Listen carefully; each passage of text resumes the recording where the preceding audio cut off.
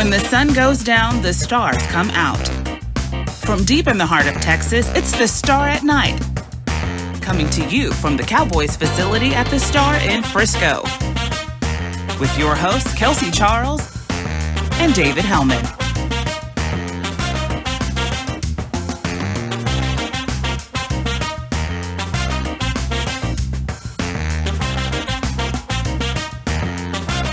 What's up, guys? Kelsey Charles and David Helman here, and you are watching The Star at Night here on DallasCowboys.com. Welcome to the newest show in the lineup. Dave, we're back. Just letting you go. No, I'm just going to let you do all of this. Just promo the whole thing. Get us through the intros into the meat. Perfect.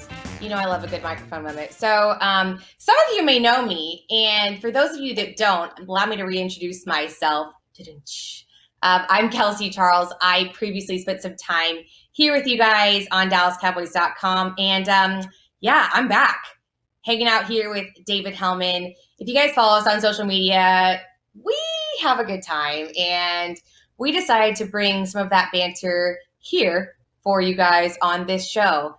Super excited about the concept in general. It's really going to be laid back, like us just hanging out with y'all 3 times a week. You can catch us on Fox Sports on Wednesday nights at 6 p.m. Central Time. I'm not going to let this be laid back. No, like I'm cutting you off right now because we're here for chaos. That's what I'm here. That's why I'm here. One of us is big chaotic energy. The other, I am uber chill. Let's be real. So, I mean, if you're watching this show, you're probably familiar with both of our work. Kelsey obviously hosted Cowboys Break, among many other things, for DallasCowboys.com back in the day. She took a hiatus. We don't have to talk about where she went, but she's back. The show is The Star at Night. Obviously, that's not where we are. You might have heard that there's a pandemic going on. We are recording this. We're recording this from our apartments. We probably will be for the time being, but the goal is to bring Cowboys and pop culture conversation to you, put a little bit more of a fun and hip, I can't believe I just said that, but a hip spin on what's going on. Oh I know it's look, I'm in my 30s now, man. I don't have it anymore. The decline but has set so in. we're we got plenty of in the weeds Cowboys content. This is a little bit less of that. Yeah. This is a little bit me and Kelsey arguing with each other about whatever is on the internet that day, whatever. I mean, we probably don't want to talk about. You're spewing? Yeah. Well, yeah, that's kind of what's happening right now, anyway. But yeah, so a little bit of everything, what you would call a grab bag, I think. Which, like I said, I'm here to have it be as chaotic as possible. We're going to be doing interviews. We've got a really good one coming up for you later with a very familiar face that I think that y'all will enjoy. So yeah, I think a grab bag is a great way to describe this, and that's very fitting. Like that. That's kind of what we are anyway. So I'm feeling good about it. Agree. Yeah, the grab bag of a show for you all. And yeah, like Dave mentioned, we'll have some interviews, a little bit of everything you can expect. I guess for me, we want this show to be just as much your show as it is our show. Like Dave mentioned, pop culture, things on the internet. We're not going to stay within the lines of just roster talk, if you will. And we're going to have fun with it. And so we're excited to be here with you guys. Again, I'm excited to badger Dave. That's one of the things that I'm looking forward to. Not that I don't do it anyways, but and it's so ironic. All of our face-offs. So I feel like we need one thing we don't have is like a someone to keep score of how many times I win over you. So we can start that. We'll figure that out. I love that you said this show is not going to be for roster talk, and we're airing it the weekend that they cut the roster down. Like some poor guy right now is just desperate for roster updates, and he's getting this. And you know what? I'm not sorry. You can find that somewhere else on DallasCowboys.com. We're going to be wheels off as often as possible and not talking about whichever rookies are on the practice squad. We can do that later. I might throw in a little rookie talk here and there, but we'll see. So I'm looking forward to hanging out with you, hanging out with all of you guys. As I mentioned, you can find us on DallasCowboys.com every week, Monday, Wednesday, and Thursdays at 6 p.m. Central Time. Also on Fox Sports Network, 6 p.m. Central. So lots of fun content ahead. TV. Legitimate television. That's what's going on here. They're putting us on legitimate television. I love it. I can't get enough. I don't know who approved that, but like it's a thing. It's really actually happening. Like I mentioned before, again, this show is just as much your show as it is ours. You can find us on Twitter. Let us know what you want to talk about. Listen, again, like we're all ears. You can find Dave at Helman DC. I'm at Kelsey_Charles. Dave kind of alluded to it. We have quite the show coming up for you with a familiar face. You may have seen him on the inaugural cover for Seasons. He is doing big things in the world right now over on Fox Sports. Also, you may have heard of his very own segment, Uncomfortable Conversations with a Black Man, Emmanuel Acho, coming up next.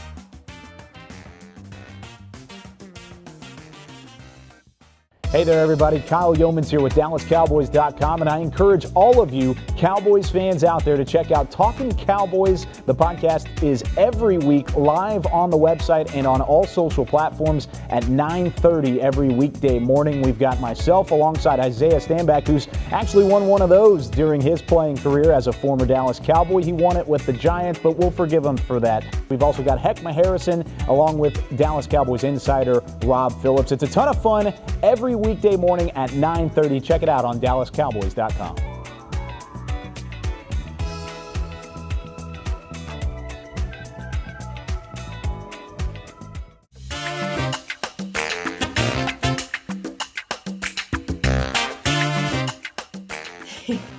And our first ever guest goes without any introduction needed. You may be familiar with him as he was previously a co-host here on Cover 4's inaugural Seasons. Now you can find him on Fox Sports Speak for Yourself, and he's also the creator of Uncomfortable Conversations with a Black Man, Emmanuel Acho. Emmanuel. Hey. What's up, y'all? Look, I feel like family. Honestly, we should just do this, call this Cover 3, and don't tell anybody. Dude, don't give me any ideas. You said it, not me. It's good to see you, man. Okay, so Acho, when we did work together before you became an international sensation, you love to say it's not what you done. It's what you done for me lately. What you done for me lately. And guess the hell what, my guy? Like, what haven't you been doing lately? Like, right? Just to recap, for anybody that doesn't follow Emmanuel Acho's career, my guy got a show, Speak for Yourself, on national TV. You can find him there on Fox Sports all the time. Big deal. Uncomfortable Conversations with the Black Man, which, in the wake of George Floyd, I applaud you for that. I don't want to speak for you, but I got to imagine you couldn't have even seen where that was going when you started. Not at all. You know me, Dave, better than most, particularly my media career. And oftentimes I am intentional about doing things to get retweets, get likes, get clicks, get follows. I'm intentional about creating content for that. But in the wake of the tragic murder of George Floyd, I genuinely just poured out my heart out of pain, hoping to make some sort of progress in our society. And the media followed me. And so it really ushered me into this moment. I couldn't have seen within 3 days 20 million views. I couldn't have seen Matthew McConaughey calling me, Oprah Winfrey befriending me, publishing my book. These are things that I could not have guessed, but life has been a whirlwind. I mean, Oprah in general, like, are you kidding me? That's insane. Talk about like the queen of queens. Like, that's amazing. But I want to talk about some of the guests you've had on your show, because you mentioned you didn't even think that this would go where it went. And the Matthew McConaughey's, the Joanna Gaines and Chip Gaines are calling you. But one of the most recent ones, which I thought was very interesting, was you had the commissioner of the NFL on, Roger Goodell. And you played in the league. Football is what you do. Obviously, there was some controversies in years past. We know the Colin Kaepernick thing and a lot of tension around how you portray, your feelings as to the social injustices in America. Talk about that conversation, how that went down, what that meant for you, and really kind of how you feel like the main takeaways that he took away from that. Yeah. First and foremost, I give a lot of respect, kudos to Commissioner Goodell, because he had a whole lot to lose and minimal to gain by sitting down with me. I didn't have to beg. I didn't have to plead. I told my brother, hey, Sam, next time you talk to the commish, put in a word. My brother talked to Goodell. Goodell had already seen previous episodes, and we sat down and had a very real, authentic conversation. It was the most comfortable I have ever seen Roger Goodell. What do I think he took away from that? I think it was just good for him to let the world see not Commissioner Goodell, but Roger Goodell, the father, the 61-year-old man, the empathetic human being who has made mistakes, admittedly made mistakes, and is trying to get back on the right track of his own internal track, and then publicly, like, wants people to know, yes, I haven't done everything right, but I'm currently trying to do everything I can right. So it was a positive, productive conversation. If you've missed it, obviously you can find it on my social channels, but it was hopefully a catalyst for more conversations in our sports world. Which that's a absolutely perfect segue, because that's what I keep thinking about. Obviously, it kind of snuck up on us, but the NFL season's basically here. The season opener it'll be Thursday. The Cowboys and everybody else play on Sunday. Ironically or fittingly, Emmanuel, like when I called you to ask you to do this, it was the day that the Milwaukee Bucks walked out of their playoff game. It was obviously, it's a really powerful day. It again spurred the conversation about, okay, we want change, we want to accomplish these goals, but how do we do that?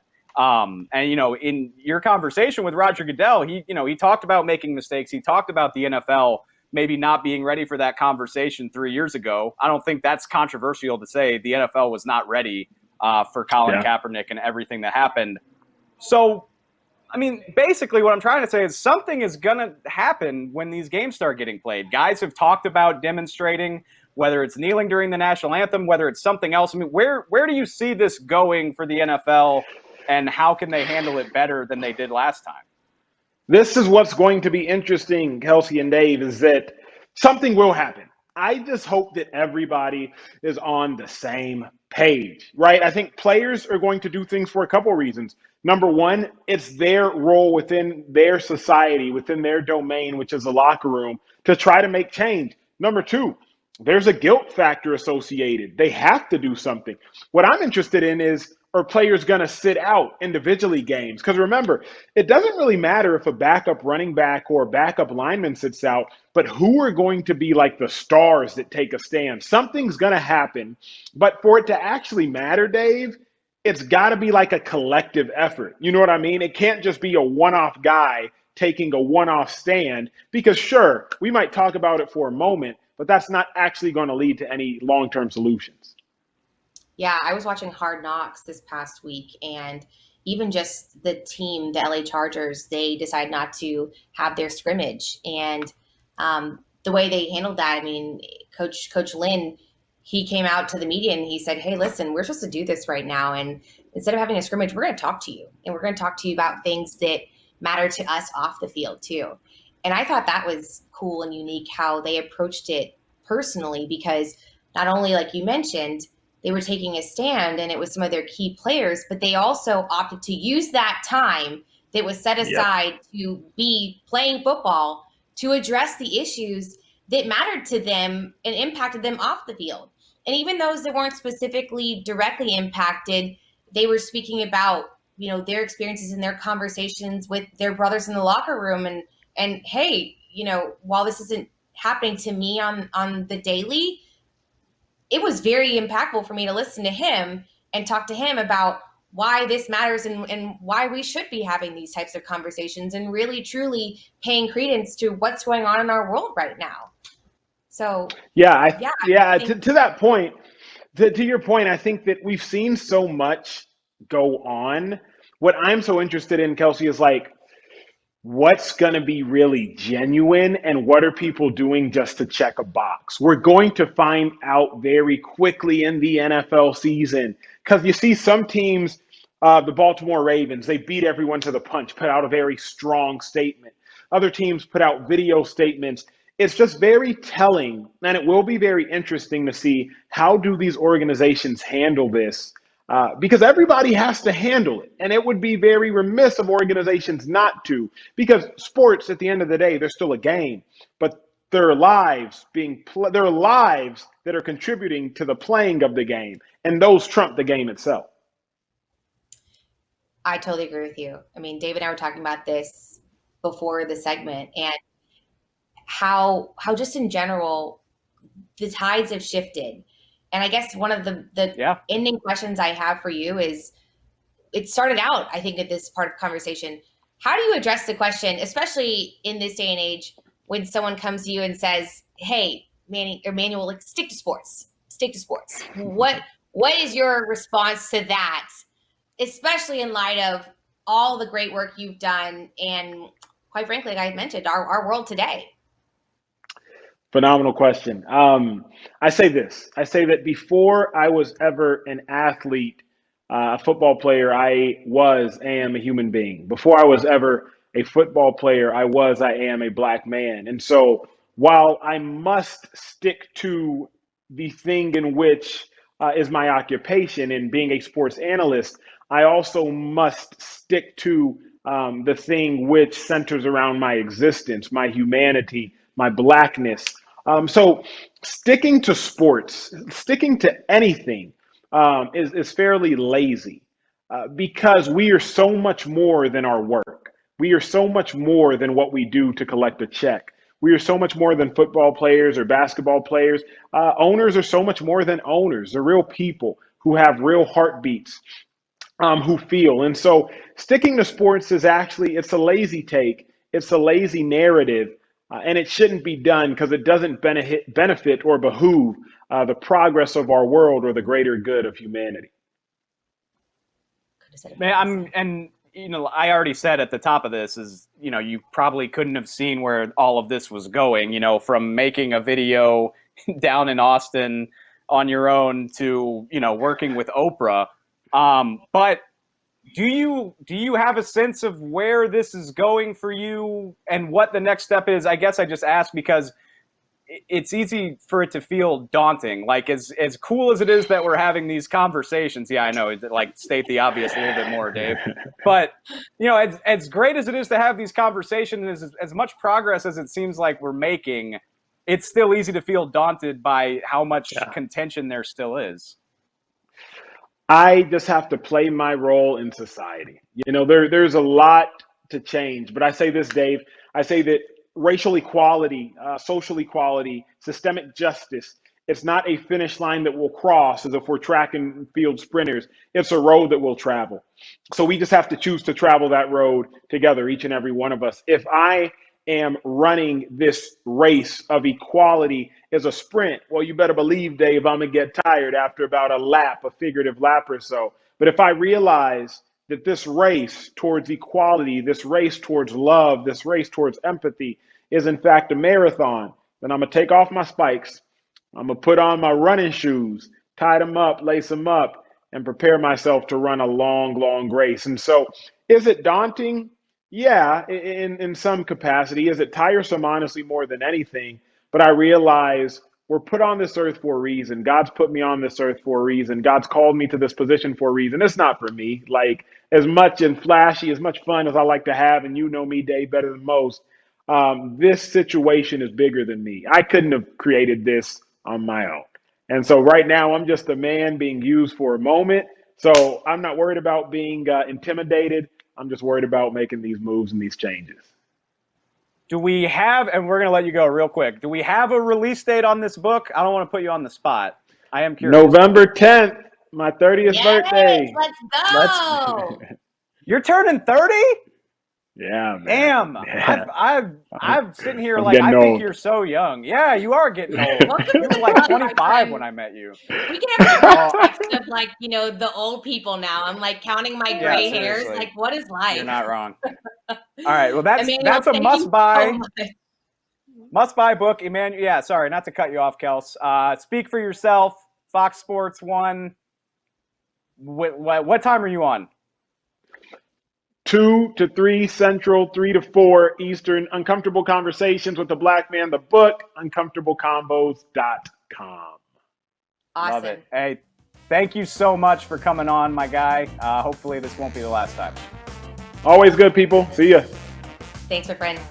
All right, and coming up next, we've got David Helman is going to defend one of his worst hot takes yet.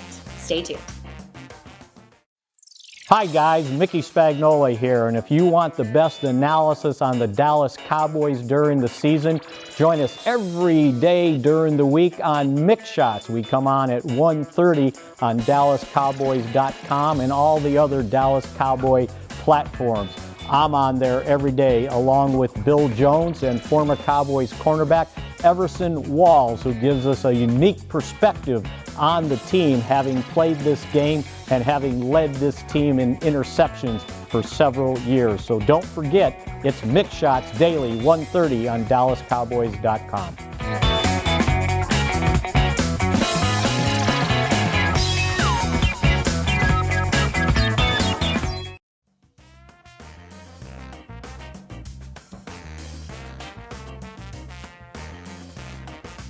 So you'll see us here have a couple segments that we are going to be calling Today's Internet and also Explain Yourself. But today, we're going to go ahead and combine the two of them.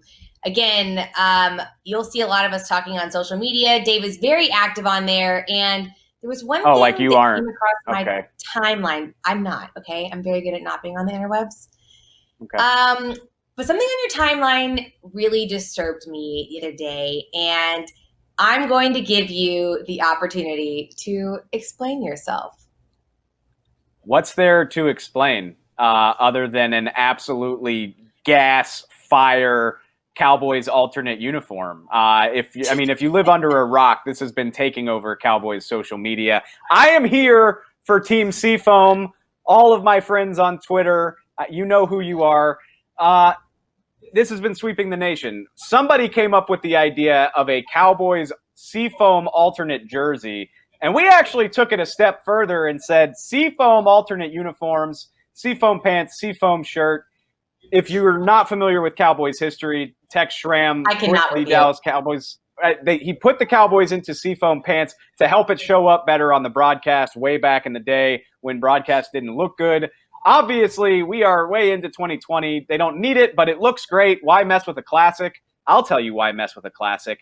To make it look even better. I think they're sick. Do I think the Cowboys would ever actually wear them? Not really, but we can keep the dialogue going. See, what's there to explain? I appreciate your enthusiasm, first of all. Applause for that. Second of all, Seafoam green, like you mentioned, it was put into place. It was very functional purposes. Like, this was not something that I don't believe anyone came out of the blue and was like, this is the color, this is it. Although I did read a report that maybe Tex Schramm did indeed find a car that he liked the interior and that was the actual color, Seafoam green, whatever. But either way, before HD, this was the color that they needed to have so that the pants would actually show up a little bit more silver when you were actually watching it in your living room.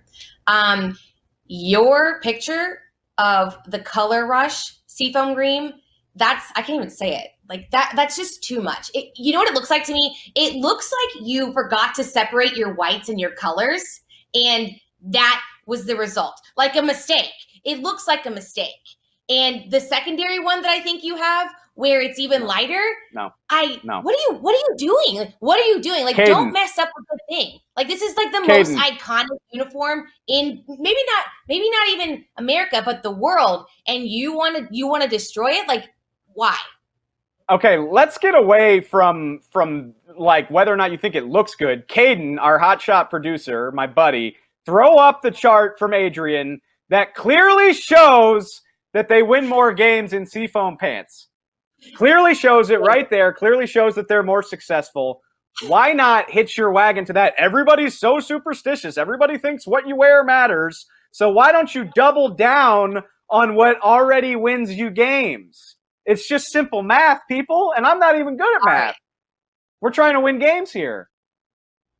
So I'm getting my MBA right now. And I'm going to throw this out here.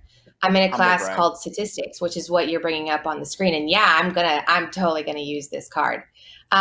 You can use data to tell you any story that you want. And any good football fan knows this, my friends. You go like straight like QBRs and all these other stats you can compile together to make sure that you can make a case that you have the best or the worst quarterback, and it's the same person. It's actually insane that you're buying into this theory. Not to mention, love the data, but they wear their seafoam green pants more often than not. Like, of course they went in them more. Of course they went in them more, David. That's not important. What's important is getting these dubs. And also, okay, like, look, nobody's asking them to completely change their uniform. Like, they're still going to wear the home whites and they're still going to wear the navy. Just give me something new. And if it's going to be new, why not aim for something off the wall? Like, honestly, I think it looks almost like the Detroit Lions. Like, it's not quite Honolulu blue, but it's like a sleek and futuristic situation. They look dope, and it's different. And that's really all I want. Yeah. They're gonna wear the whites 14 times this year. Snooze fest. Give me something different. Give me seafoam. I'm here for it. Like I said, like, I'm not here to defend myself. I know what looks good, and I'm here for it. And I'm not going to stop beating this drum. We might not do a segment about it all the time, but this will be a steady conversation as long as I have something to say about it.